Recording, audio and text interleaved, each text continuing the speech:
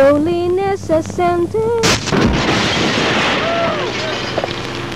Panaginip lang, misis.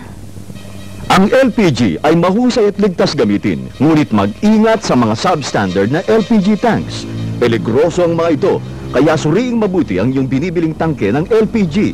Gawa ang mga ito ng fly-by-night manufacturers na di sumusunod sa safety regulations. Ang mga substandard LPG tanks na ito'y napupunta sa mga hindi authorized dealers na kadalas ay nandadaya pa sa timbang.